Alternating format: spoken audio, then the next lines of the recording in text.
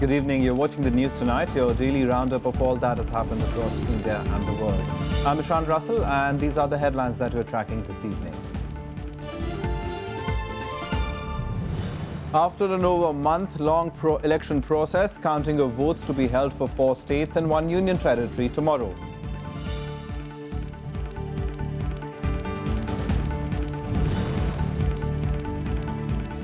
Cyclone alert in parts of Tamil Nadu, Andhra Pradesh and West Bengal. Weather department predicts heavy rainfall for the next 24 hours.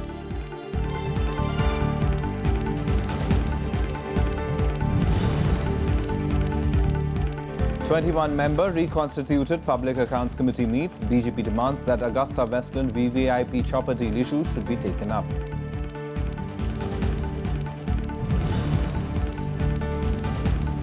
And 14 years after the Godhra train burning case, main suspect Farooq Mohammad Bana arrested on his way to Godhra from Mumbai.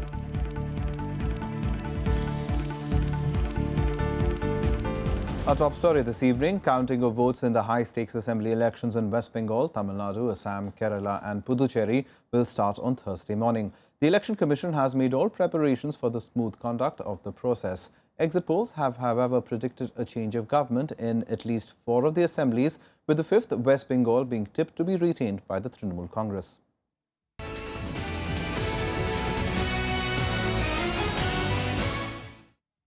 D-Day for 4 states and a union territory that saw a 1-month poll process.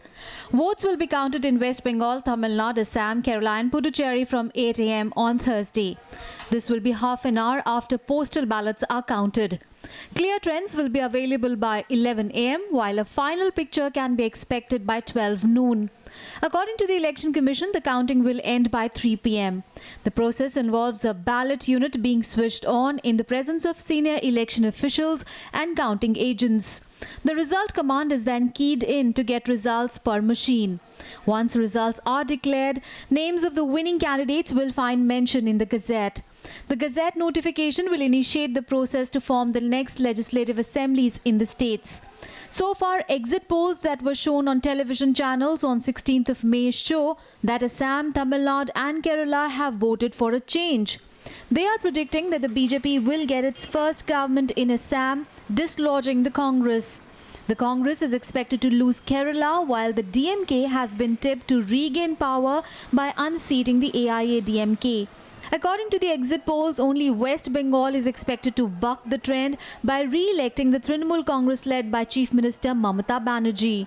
The Congress has been given a chance in the tiny union territory of Puducherry, where it is likely to get power in alliance with the DMK. Bureau Report, Rajya Sabha TV. The Election Commission of India has made elaborate arrangements for counting day. Security will be tight tomorrow to avert any untoward incident. Our correspondent Akhilesh Suman spoke to Tamil Nadu Chief Electoral Officer Rajesh Lakhoni on the measures. I think each table this time we are putting a video camera and a micro observer, and even in a computer table where every totaling is done, there's a video camera and micro observer is there.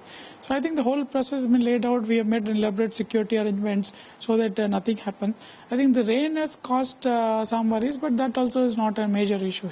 Tamil Nadu is a state where there are lots of complaints in the voting process about allurement of voters.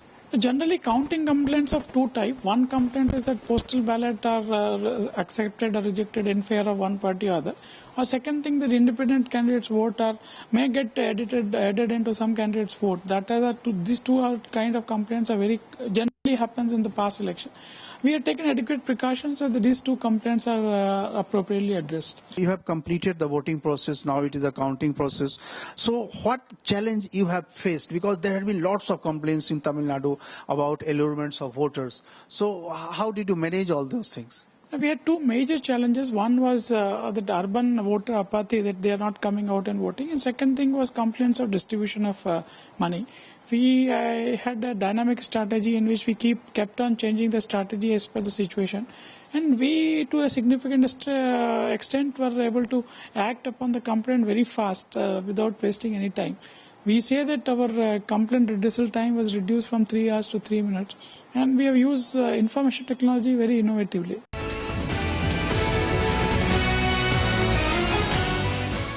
A speculation of a cabinet reshuffle gained ground ahead of the counting for the results of the 5 assemblies. Media reports state that if the BJP manages to win in Assam, then current Sports Minister Sarbananda Sonowal would become the Chief Minister there. His vacant berth will then validate the need for a reshuffle. The report also mentioned that the Modi government could drop some ministers, including Health Minister J.P. Nadda, Environment Minister Prakash Javadekar and Minister of State in Micro, Small and Medium Enterprises Giriraj Singh. The ministers could be drafted for party work. And the 21-member reconstituted Public Accounts Committee met today. The BJP demanded that the Public Accounts panel take up the contentious Augusta-Westland VVIP chopper deal issue. Meanwhile, the TMC expressed concerns on the examination of defence deal by CAG Shashikant Sharma. Comptroller and Auditor General Shashikant Sharma on Wednesday made a customary briefing in the first meeting of the reconstituted Public Accounts Committee. A BJP MP demanded that the PAC must examine the CAG report on Augusta Westland that was submitted in 2013. The BJP's demand was backed by a BJD member who cited the coal scam as a precedent to examine issues under investigation by agencies. I told the committee members this particular issue came in 2013 when Professor Joshi was the chairman of the PSC. So he has gone through that, but they did not take that subject at that time. And after that, there is no further development. And any issue which is before the court of law or before investigation, usually we don't take. A TMC member noted that the CAG is examining a number of issues, including defence purchases made in the past. He added that since Sharma had served as Defence Secretary, there could be questions about conflict of interest. The Supreme Court itself in that particular issue. So nothing to discuss on that, because that is one of the highest judicial forum in the country. I feel too much is given by the media. Demands to examine the growing NPAs of the banks and efficacy of the PPP model were also raised. The reconstituted PSC has a term of 1 year starting from 1st of May this year to 30th of April 2017. The 21-member panel has 7 members from the Rajya Sabha and 15 from the Lok Sabha. This is Kriti Mishra's report for Rajya Sabha TV. After being on the run for 14 years, the main conspirator of the Godhra train burning case of 2002 was arrested by the Gujarat ATS. Farooq Mohammad Bana was detained near Kalol town of Panchmahal district, where he headed from Mumbai. According to officials, Bana moved to Mumbai and became a property broker there. Officials also alleged that Bana supplied the petrol that was used in burning the Sabarmati Express. 59 people were burnt alive when a coach of the Sabarmati Express was torched on the 27th of February 2002. The incident triggered large-scale riots in the state in which hundreds of people were killed. 6-7 साल से वो बॉम्बे आ गया था. Bombay municipal corporation का छोटा मोटा contract का काम कर लेता था वो, और बॉम्बे में ही वो रहता था. कभी वो गोधरा आता जाता नहीं था, पर अभी इनको पता लगा कि अभी बहुत टाइम हो गया है, तो पुलिस की नज़र से बच के भी वो अपने परिवार के सभ्यों को मिल सकता है. इसके कारण 4-5 बार वो गोधरा आया गया था, और ये हमें जब माहिती मिली तो हमने ये वॉच रख के इनको पकड़ा लिया गया. Now, the Indian Met Department on Wednesday issued a cyclone alert in parts of Tamil Nadu, Andhra Pradesh and West Bengal. The Weather Department has said that heavy rainfall will continue in Tamil Nadu, coastal Andhra Pradesh and Puducherry during the next 24 hours. Meanwhile, the Tamil Nadu government is taking all precautionary measures to deal with the situation. With parts of Tamil Nadu receiving heavy rains for the 3rd day in a row, the Met Department said the deep depression in the Bay of Bengal is expected to intensify into a cyclonic storm in the next 48 hours. A cyclone warning was also issued for southern parts of Andhra Pradesh and West Bengal. Heavy to very heavy rainfall is also expected over north coastal Tamil Nadu and Puducherry in the next 24 hours. We are getting good rainfall over the entire Tamil Nadu last 2 days. Now this is due to the depression which was lying over the east of Tamil Nadu, Chennai, 70 kilometers today morning in the west central southwest bay. It has moved northwestward and intensified into deep depression. Now it is expected to move away from the Tamil Nadu. It will move away from the Tamil Nadu, and moving away in northeast direction, it will get intensified and as a cyclone and move all along the coast of Andhra Pradesh and Orissa coast. In Chennai, sewage lines started overflowing in many areas due to rain caused by cyclonic winds. The Tamil Nadu government kept 25 boats on standby for rescue operations. 4 National Disaster Response Force teams have also been deployed. Tamil Nadu government also deputed senior officers to areas that may experience heavy rainfall to oversee precautionary measures. It had set up a call center with 1070 number to receive rainfall-related grievances. Fishermen have been warned against going to the sea. கடலுக்கு யாரும் காத்தால யாரும் போல ரொம்ப காத்து கடல் சொரப்பா இருக்கு அதனால எங்களுக்கு தொழில் செய்ய முடியல ரொம்ப கஷ்டமா இருக்கு 3-4 நாளா இந்த மழை விடாத பெஞ்சின்னு இருக்கு என்ன பண்றதுன்னு தெரியாத ஒரு இதுவா இருக்கு கடலுக்கு செல்ல முடியல எங்களால காத்து ஓவர் சொரப்பா இருக்கு போட்டு வெளியாக முடியல எங்களால. Heavy rains that led to floods in November last year killed nearly 350 people in Tamil Nadu. Akhilesh Suman's report for Rajya Sabha TV. The Met Department today issued a severe heat wave warning for parts of northern and central India. The IMD has issued a warning for Gujarat, Rajasthan, Uttar Pradesh, Vidarbha, Madhya Pradesh for the next 3 days. Meanwhile, the mercury continues to soar in northern India, including in Himachal Pradesh, making life difficult for people there. The region is reeling under an intense heat wave over the last few weeks. The country's hottest months are May and June, but the north has been seeing temperatures in excess of 40 degrees Celsius since April. Areas in the state are experiencing day temperatures at least 4 to 5 degrees Celsius above normal. Most parts of Gujarat also continue to reel under hot weather conditions, with mercury levels in many cities hovering between 42 and 45 degrees Celsius during the day. हाँ, अभी हिमाचल प्रदेश के जो निचले इलाके हैं जिसमें district Una, Bilaspur, Hamirpur और district Sirmaur का जो निचला इलाका है, यहाँ पे जो तापमान है वे हायर साइड में जा रहे हैं। 40 डिग्री से जो तापमान ऊपर चल रहे हैं। सबसे ज़्यादा जो तापमान आज ऊना में रिकॉर्ड किया गया 42 डिग्री रिकॉर्ड किया गया, जो कि 4 डिग्री सामान्य से ज़्यादा है। Union Urban Development Minister M. Venkaiah Naidu today turned down demands to rename Akbar Road in Lutyens, Delhi, saying renaming streets was not on his agenda. This comes after Union Minister General V.K. Singh wrote to the Urban Development Ministry seeking the road be named after Maharana Pratap. While Singh received support from within the party, the New Delhi Municipal Corporation confirmed it had not received any name-changing proposal. Last year, the Delhi government renamed Aurangzeb Road in the Lutyens Bungalow zone after former President late APJ Abdul Kalam after a push by BJP leaders. The opposition criticized the BJP over the demand. Akbar और अशोक देश में 2 ऐसे शासक रहे हैं जिनके नाम से पहले ग्रेट लगा हुआ है। अकबर दीन इलाही के जरिए एक सेकुलर मुस्लिम शासक के रूप में प्रसिद्ध रहे हैं, इसलिए उन पर उंगली उठाना गलत है। श्री वीके सिंह जातीय विद्वेष में भरे हुए हैं। The VK Singh have any idea either of history or India or Indian ethos or Indian culture. They are all servants of the Rashtriya Swayamsevak Sangh and its organizations. These kind of demands are completely unnecessary, useless and should be rejected forthwith. Let's now take a look at some other national news stories in Nationwide. The centre is mulling an ordinance to defer implementation of the Supreme Court-ordered National Eligibility Cum Entrance Test (NEET) by 1 year. However, no final decision has been taken yet. 10 people were killed in landslides in Karimganj and Hailakandi districts in Barak Valley in Assam. They include 5 members of a family who were killed in a landslide at Sonachira in Karimganj district.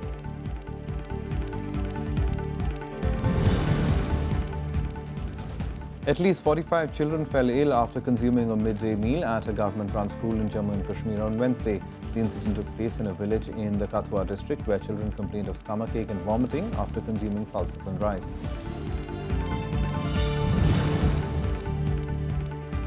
Forest officials in Jammu and Kashmir and Uttarakhand struggled to douse massive forest fires on Wednesday. Fresh fires also broke out in the Uttarkashi district. IAF helicopters fetched waters from lakes in Nainital using bamboo buckets and poured it on areas inaccessible to firefighters. The mortal remains of Nirankari head Baba Hardev Singh were cremated at Nigambodh Ghat today. Thousands of devotees attended the funeral procession. His family and Nirankari leaders were present at the ghat when the body was consigned to flames. He died in a road accident in Canada on Friday. Time for a short break. Lots more on the other side. Do stay tuned.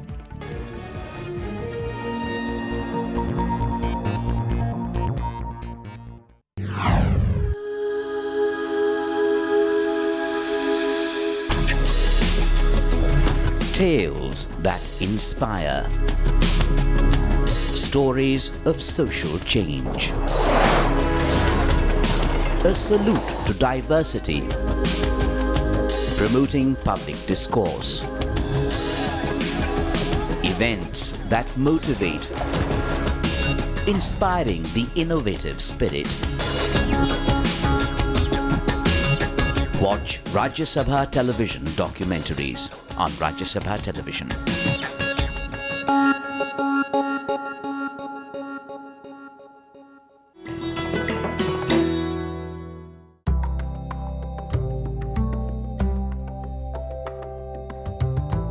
The art of painting comes to us from the prehistoric period.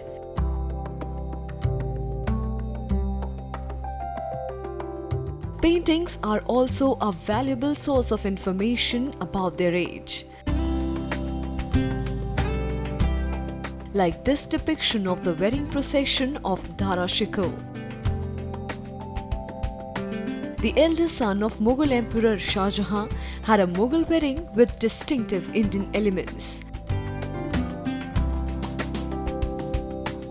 Like the veil he wears to the pomp and show of the Bharat in Hindu weddings.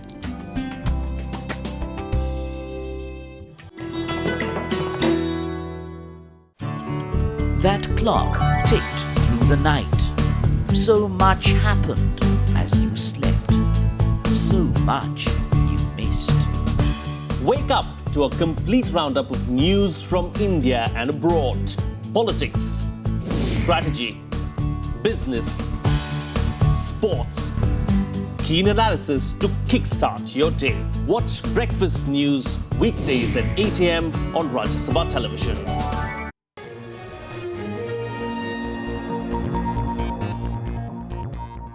Welcome back. You're watching the news tonight.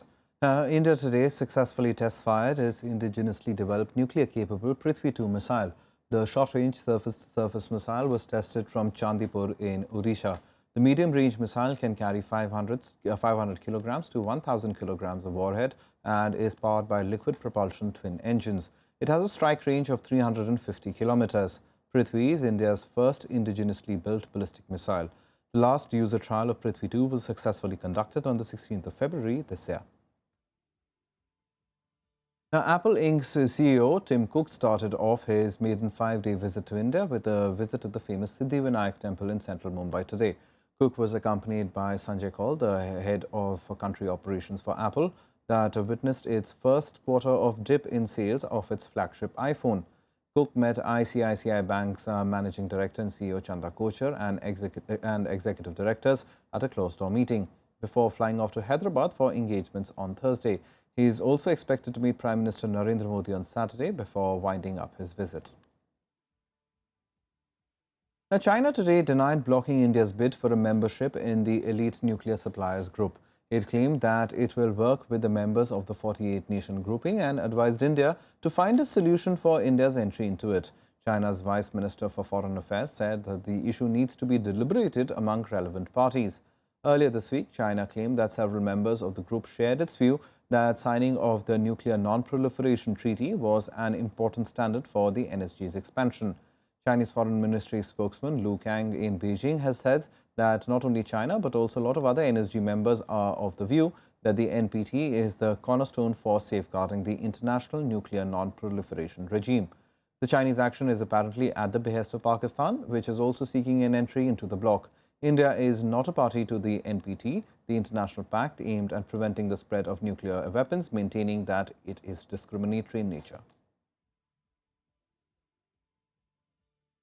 News now on the U.S. presidential race, and Democratic frontrunner Hillary Clinton eked out a narrow win in the Kentucky primary over Bernie Sanders, who kept his underdog campaign alive with a decisive win in Oregon. On the Republican side, Donald Trump moved closer to be declared the party nominee. The U.S. Republican race may have just Donald Trump as the last man standing, but the Democratic race is very much alive, with Bernie Sanders claiming that he is in until the last ballot is cast. On Wednesday, Sanders supporters handed him a win in the Oregon primary, adding to his run of late victories over Democratic frontrunner Hillary Clinton. Clinton declared a victory in the Kentucky primary, but the race was too close to call. That there are a lot of people out there, many of the pundits and politicians, they say Bernie Sanders should drop out. Well, let me be as clear as I can be. I agree with you. We are in to the last ballot is cast. However, despite her loss in Oregon, Clinton remains on the path to secure her party's nomination. Apart from her pledged delegate lead of 280, she has an overwhelming advantage among superdelegates.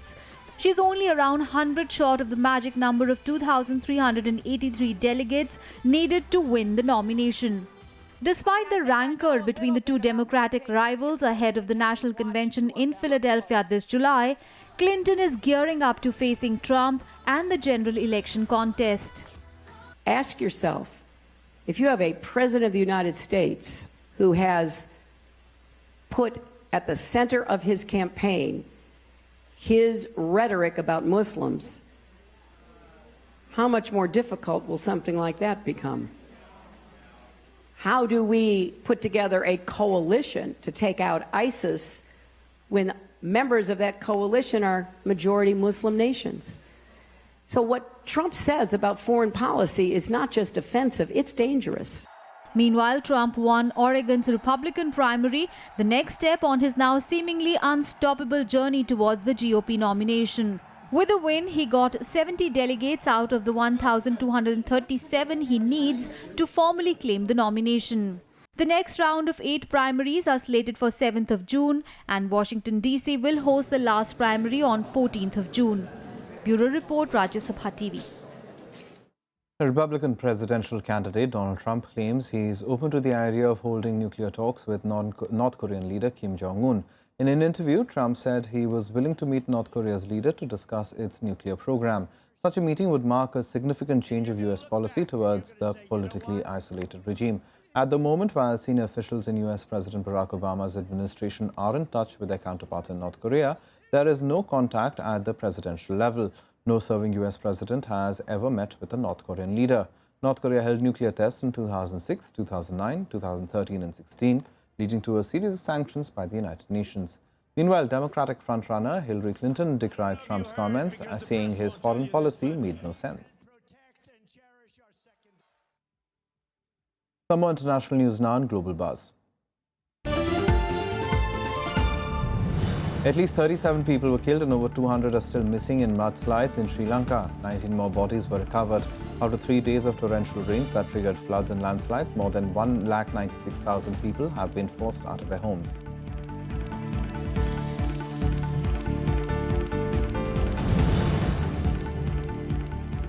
The United States lifted more economic sanctions on Myanmar to signal its support for the ongoing political reforms after decades of military rule.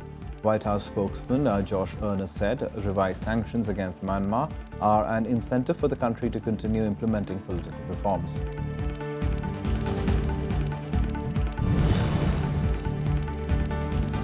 World power talks on ending the Syrian conflict broke up with no clear breakthrough today as new faction fighting erupted and the death toll continued to mount.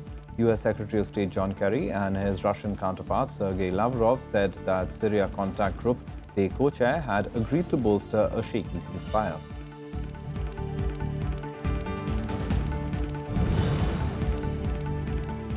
The U.S. Senate cleared the way to an approval of $1.1 billion in immediate funds to battle the Zika virus. By a vote of 68 to 29, senators limited debate on the measure, paving the way for likely Senate approval this week.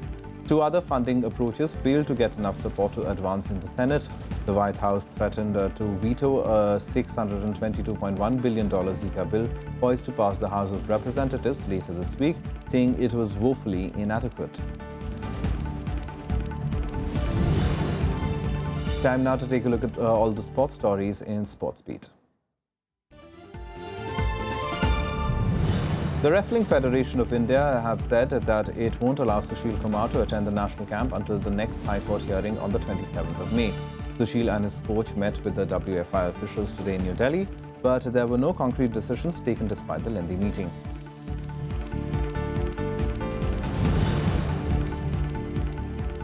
The Supreme Court today refused to entertain a petition filed by the Cricket Association of Bihar, which attempted to stay the BCCI elections on the 22nd, stating that the case is already being heard by a regular bench.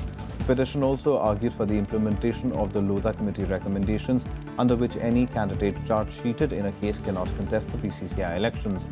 The recommendations, if followed, will prevent BCCI Secretary Anurag Thakur from contesting the elections.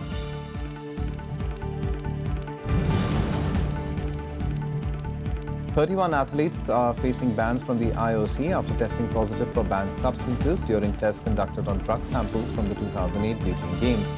The number may increase as the results for the tests on the London Games samples are yet to be declared.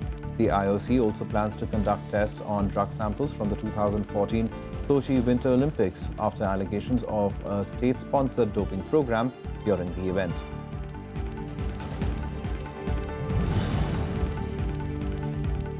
Leicester City arrived in Bangkok to a hero's welcome after the team defied all odds to win the Premier League for the first time in its 132-year existence. The team was given a 5,000 to 1 chance to win the league by the bookies, making their climb to the top a matter of pride for its Thai fans, with many branding the team as Thailand's team.